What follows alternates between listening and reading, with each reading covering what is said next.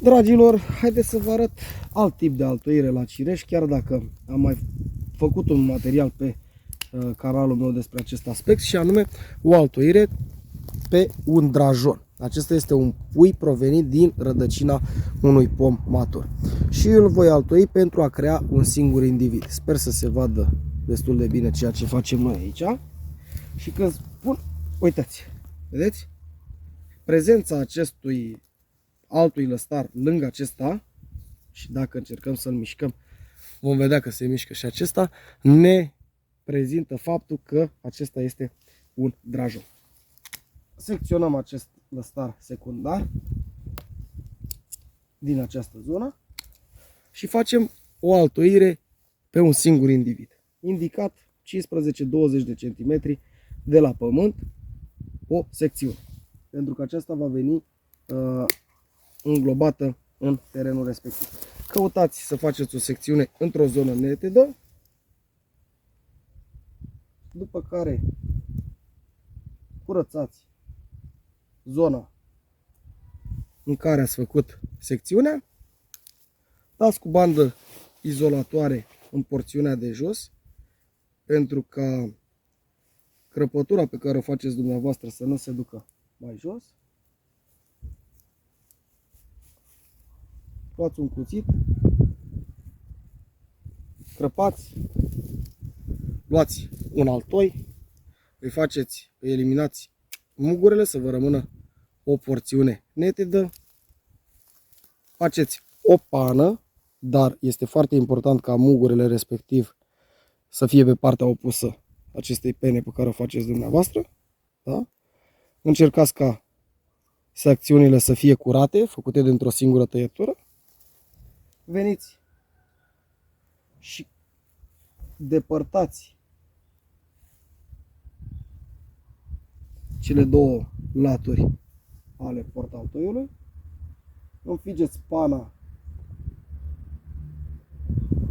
până la refuz. Haideți să vă arăt și cum s-a făcut îmbinarea. Ia să vedem. Putem să focalizăm, să vedem. Să vedem. Ia, uite, s-a focalizat, da? Vedeți? Tot secretul este verde pe verde. Verdele portaltoiului cu verdele altoiului. Adică stratul cambial trebuie să fie perfect aliniat pentru ca rata de succes să fie una de 100%. Da? Punem camera la loc.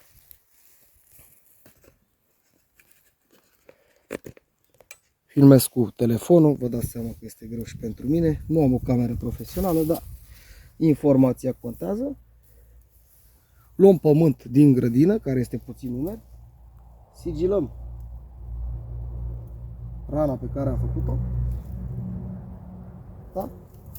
După care bandajăm foarte stras și etanșăm perfect zona în care am făcut acea rană. Și când spun etanșăm perfect, etanșăm perfect. Chiar dacă astupați primul mugure, nu este nicio problemă, eu așa procedez de fiecare dată.